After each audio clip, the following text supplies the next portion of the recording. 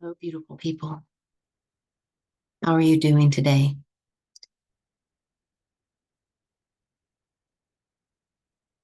How are you doing today?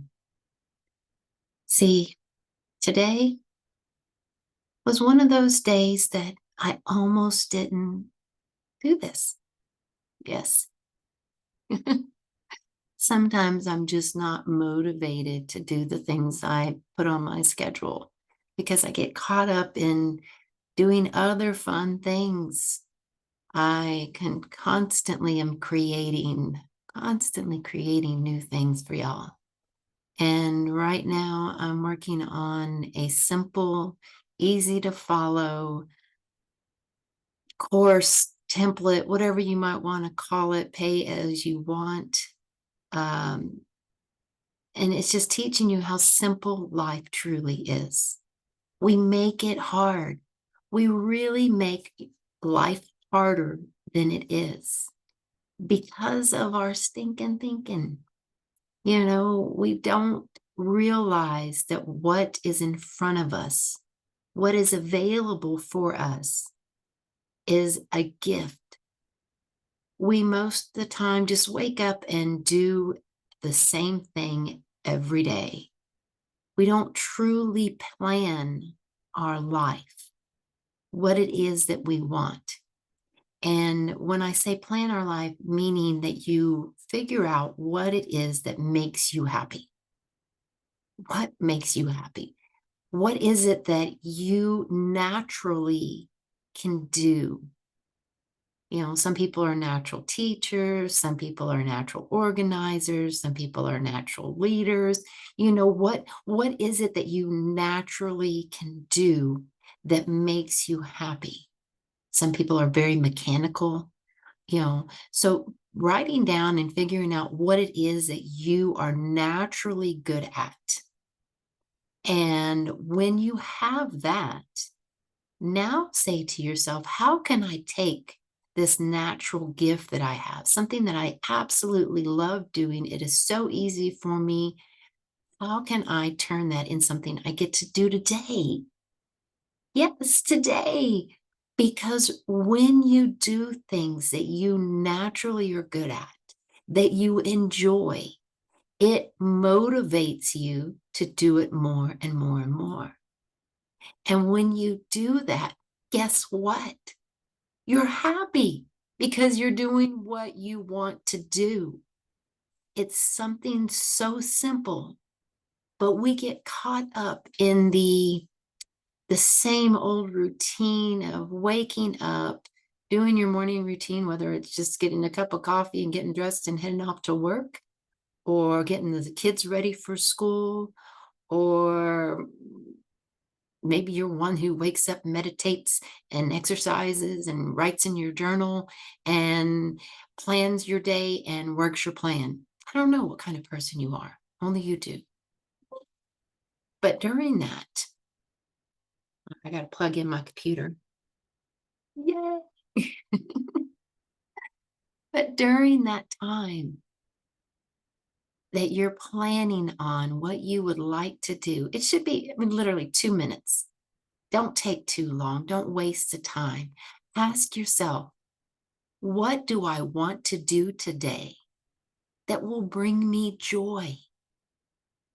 What do I want to do today that's going to move me in the direction that I choose to go? See, a lot of times when we work a job that is not really in our passion field, it's just a job to pay the bills. You start with a lot of stinking thinking when you wake up in the morning of, oh, got to do this again. Here I go. I hate what I'm doing. I hate how I spend my day. I don't like being away from my house. I hate the drive. There's nothing I can do about this because I have to be at this job so that I can pay my bills. Does any of it sound familiar? Are you the one that's stuck at the job that you absolutely hate?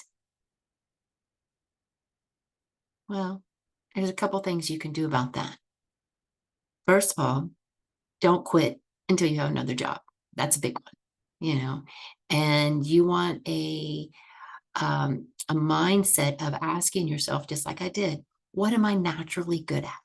So when you do decide on the next job that hopefully will bring you the joy that you're looking for, what it is that makes you happy, what it is that naturally you can do so that you're not constantly stepping out of your wheelhouse to try to do a job for that paycheck.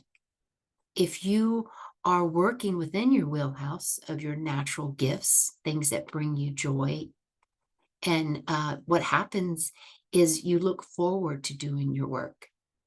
But see, I want to teach you a trick to be happy where you're at, even when you're working a job that's not necessarily something you really want to do. Okay, let's face it. I really am not excited about scrubbing a toilet. I'm not. But guess what? It's just a task. And what I've learned is that I do not assign emotion to a task or a job. So, whatever job I need to do, whatever task I need to do, I just do it. That's it. It doesn't need to have any type of emotional response to it. You don't even have to be happy. Yeah, I'm not asking you to be happy that you're scrubbing your toilet. I'm asking you to be happy being you. I'm asking you to be at peace being you. I'm asking you to be okay feeling the way that you feel in this moment, doing whatever task you're doing. See, when you take back your power, it's a power that you have, a gift that you get to choose what you attach emotion to. A task or a job, a drive to work, these are just things that need to be done without emotional attachment to them. You decide the emotional state that you want to be in. The first thing in the morning, you wake up with your gratitude. You ask yourself, what do I want to do today that will bring me joy? And what emotional state do I choose to be in throughout the day? For me, it's easy. I stay in this emotional state of peace and calm. And by doing that, when something happens throughout the day, a job or a task that needs to come, let's something that happened to me the other day. I had something fall in the trash and it was very small. It was a bunch of little things that fell in the trash. And most of them were still on the top of the trash, but there was one little piece that fell all the way through the trash. And I'm not talking about a little trash, I'm talking about a full trash can. And I had to evaluate at that moment how much that thing was worth to me. Was it worth me digging through the trash? Now, I could have been all upset because it was a $50 item that fell into the trash. I chose to go through the trash. I had to do it twice, but there was no emotion that happened other than the first initial. And then I go, well, what are you going to do about it? Because it was just something for me to decide what I was going to do about it. Why would I allow this object to dictate an emotional response from me more than just a few seconds? So I decided that it was worth going through the trash. I didn't grumble or complain about it. I just did it. And then once it was finished, cleaned everything up, and I went about my day. It's those things that when you do not allow them to affect you emotionally, you have given yourself the freedom to just be you. You get to decide how you want to feel. You do. It's completely up to you. It's not up to anyone else. It's not up to your spouse or your children, your therapist, your parents, your teachers. It is completely up to you to decide how you want to feel. Now, when someone affects you in a way that you don't like, they spark this emotion in you that is not one that you truly want to be in, this emotional state. You need to ask yourself, is there something that you can do about the situation? Is there something that you did or said that you can change to help this situation that you're in? Or is it that they just said something that set you off and you are going through this emotional loop of how dare they said that to me? They know I don't like it when they do that. They just don't care about me. They're out to hurt me. They're just being them. They're just saying the things that come out of their mouth, and a lot of times they don't think. And you're the one who lets it in, because the trick is when someone says something to you that hurts you or makes you upset, and you have to say, is it true? Is this true about me? If it's not true about you, let that shit go. Let it go. You don't need to hold on to things that are not true about you. But if they are true about you, what are you going to do about it? See, constructive criticism is there to help you become the better version of yourself that you choose to be. You're not becoming somebody else because someone else said it. Your husband says something to you, you're not changing for him. You're changing for you. Why? Well, for me, I want to be married to my husband. I don't want to just be married. You got to be careful what you say. See, I could say, I just want to be happily married. Well, doesn't mean I have to be happily married to the one I'm with. But I say, I want to be happily married to the man that I'm with right now. What is it that I can do right now in this moment to get what I want? I also want to feel peace. I want to feel safe, and I want to feel heard. What part of this is mine? See, you cannot change another person. You can only change how you respond to the things they say or do.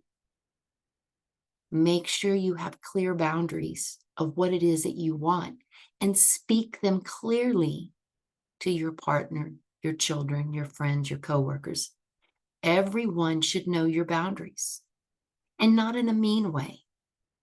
If for me, I personally don't choose to be around individuals who want to yell and scream to try to get their way. I will listen to them for a few minutes. I will let them know that if they continue talking to me in that manner, that I will leave the room, that I choose to not be treated that way. It's really not about what they're saying or what happened or anything like that. I'm just not going to be around somebody who is behaving in that way. Once they have calmed down and they're ready to discuss the situation, yes, I'm ready. Let's work through this, because that's the only way that we can move forward. Because when you don't know what you don't know, then you can't do better. Because when you know something is off and you know what you need to do, if you don't learn from those mistakes that you made in the past, you'll repeat them. But when you know what to do, then hopefully you will do better, because again, going back to what do you want? For me, I want to be happily married to the man I'm married to now. I've been with him for 24 years. Yes, I want to work on that relationship. I want to create a stronger bond with that husband. I don't want to just be happily married and maybe find somebody else. That's just way too much work. You know, being in a relationship, whether you're married or with your children or your coworkers, it is work in the aspect of understanding what it is you want so that you can let others know what it is that you want and how you deserve to be treated. But if you don't know what you want, you don't know how you want to feel, why in the world would you go off and get mad at somebody for not giving it to you? You don't even know. They're not mind readers, but heck, it's not even in your mind for them to read because you haven't even figured it out for yourself. So today, when I almost didn't jump on here to have this conversation with you, and I had this little reminder on my computer that said, meeting's starting 2 minutes, I go, yes, just do it. Just do it. And now I'm glad I just did it. So I'm going to end this with this question for you. What do you need to just do? Like the minute this ends, the minute you stop watching or listening, that you should be doing, what is it? Just do it. Just do it. Because when you're finished, that sense of accomplishment that you did what you said you were going to do, what you put on the schedule to do, that you told other people you were going to do, just do it. And once you do it, it will make doing it every time that you commit to it, that you put it on the calendar, easier. No excuse. Just do it. Go have a wonderful day. I can't wait to talk to you next week. Bye.